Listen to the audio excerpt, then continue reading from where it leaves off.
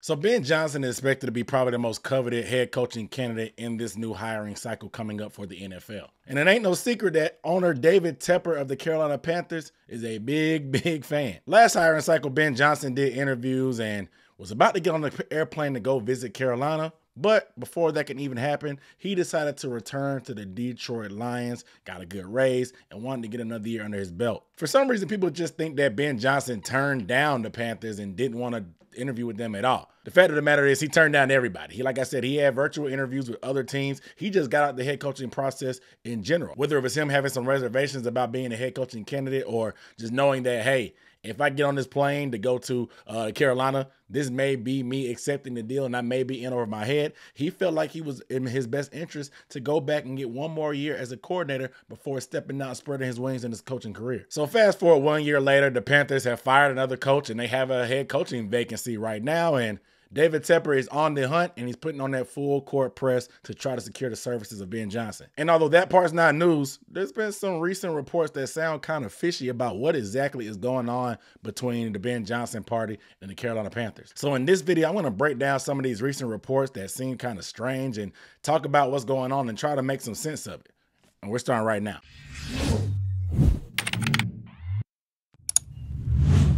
What up, though? It's Aaron Duncan here with the Necessary Blunt and Sports Talk recap and analysis of the Carolina Panthers is what I do on this channel through news, rumors, and talked about and discussed like this, film breakdowns that I drop on a weekly basis, podcast, and live streams. If you want to see more stuff like that, also want to get your Carolina Panthers talking points 3 to 5 business days in advance, make sure you are subscribed to the channel and hit that bell icon because I'm on top of everything in terms of this team because these rumors have been swirling for a minute, but I want to wait for some more information to come out because, like I said, Ben Johnson is a very attractive candidate. What you see him doing in Detroit with their offense, the creativity, the way he's been able to elevate Jared Goff, and just them turning around their team as a whole to go from being one of the worst teams in the league to now winning their first division title in God knows how long. After that, he's from South Carolina, went to college as a walk-on at UNC Chapel Hill to play quarterback.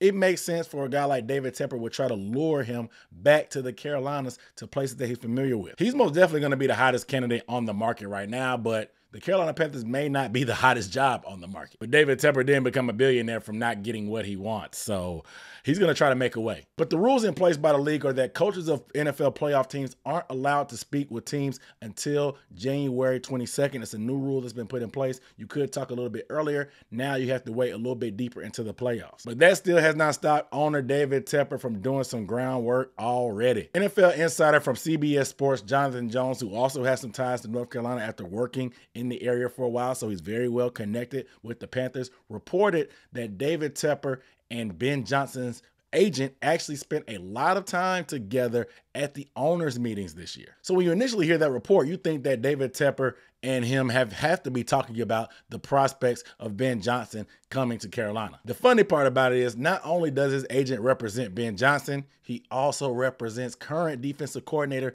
Ejiro Evero. So he could be talking about the potential of Ejiro Evero being a head coach for Carolina full-time. But who they also share that same agent with is current offensive coordinator Frank Smith of the Miami Dolphins, somebody who's expected to be a hot up-and-coming candidate for this year just because of the Miami offense has been a thing of beauty this year and has been so explosive. So they could be having a conversation about anything. He could be talking about potentially bringing Ben Johnson here. He could be talking about bringing Ejiro Evero on as a head coach or Frank Smith as a head coach. He'll even beat writer for the Carolina Panthers with the Athletic Joe Person even floated the idea of him potentially talking to his agent about Ejiro staying on as a defensive coordinator. Because technically, Ejiro is still under contract for employment with the Carolina Panthers. Now, Evero is expected to be a hot head coaching candidate himself and especially get some looks, especially with being able to make this Panthers defensive unit very competitive for a team that's been beat up most of the year with starters missing a lot of action. But if Ejiro doesn't find a head coaching position that he likes, David Tepper still has the rights to Ejiro Evero. So the potential of putting Evero with a Ben Johnson as a head coach and defensive coordinator could be very appealing. And Ejiro may not want to be a part of this toxic mess. He may want to leave town, but he's also been on the record saying that him being one and done in Denver was tough because he's moving his kids around the country. He may not want to do that. If he doesn't get a head coaching position where he thinks he can be somewhere long-term, he may want to stay one more year at least under the Carolina Panthers, build up his resume a little bit more, and wait to see what the job market looks like next year. I'm not a big fan of not letting guys build their own staff. However, we've seen other teams do this before. It just hasn't worked in past when David Tepper has overstepped and make coaches come together. We saw that cohesiveness being an issue with Frank Wright throwing together with all these other personalities. However, when in terms of an offense versus defensive perspective, sometimes it helps with the first-year head coach who may not have the ability to build a staff defensively just based off of him not having enough experience. I talked about the Dolphins, but we still saw them do that themselves. They brought in Mike McDaniel, and they retained a defensive coach from the Brian Flores area. It didn't really work out. They fired him and brought in Vic Fangio, but it's worked out for them this year. They're taking a big step, and that's part of the reason why they've been so competitive this year as well. So I'm just like you guys. I'm not a big fan of David Tepper meddling with the team decisions as well before even getting a head coach in-house. However, I think Ejiro is a good candidate that if you keep in-house for one more year and he gets hired away from there, you get the 2 draft picks for the Rooney Rule. You also retain a very smart defensive coach, and you also in some of the legwork that you had to do in terms of what the new coach would have to do in terms of hiring a staff. But all that aside, another weird report about the Ben Johnson and Panther situation came out recently from NFL insider Josina Anderson, who currently kind of helps with CBS Sports, used to work for ESPN at times, but she's still very well connected. She tweeted out something very interesting. She said, "I'm told personnel around the league are discussing their awareness that some owners have been told that Lions offensive coordinator Ben Johnson's asking price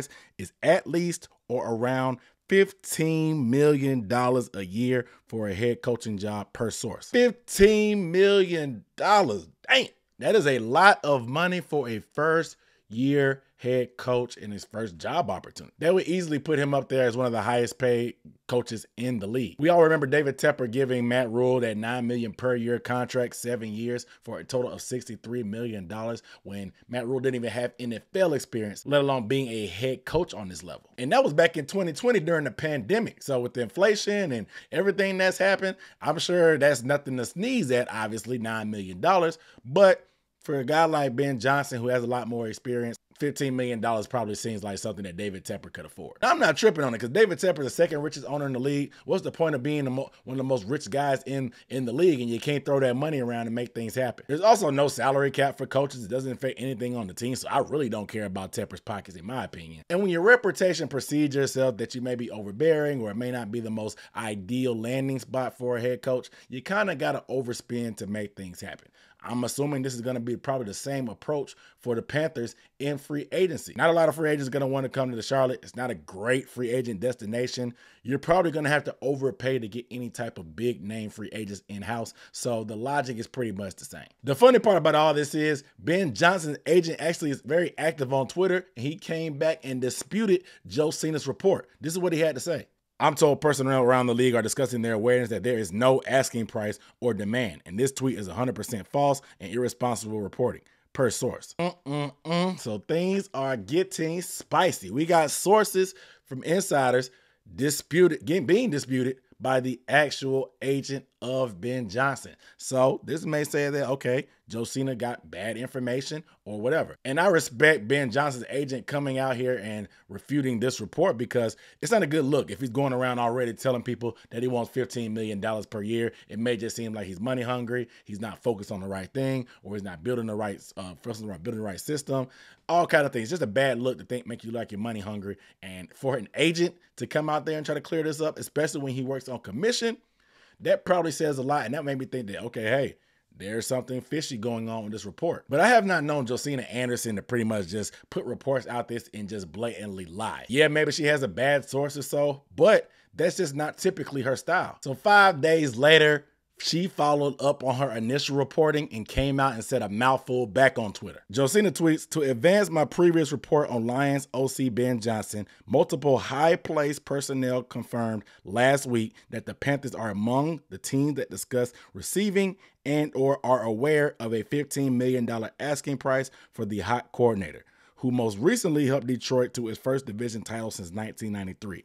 While Johnson's agent publicly disputes said price mentioned in preliminary talks, I stand by the integrity and the viability of my sources. Meanwhile, private market rates and leverage points always evolve throughout carousel season. Josina clapped back and doubled down. She even referenced the agent. She didn't add him. She didn't mention him. She didn't quote his tweet. She just said that although he may dispute it, what I've heard is what I've heard. These conversations has been had. She also talked about private market rates. Private market rates, very interesting term that she used there. What does that mean? That tells me, just like I said, that price, that $15 million, that may be the Panthers' price because it's not the most ideal situation. You have to deal with the overbearing owner, a guy that's very hands-on, and just a team that's going to be into a rebuild, even though they do have their franchise quarterback. So the Panthers' price may not be everybody's price. That's what private market rates mean, because the market for you and me to come to Carolina is different from the market for him to maybe go to like LA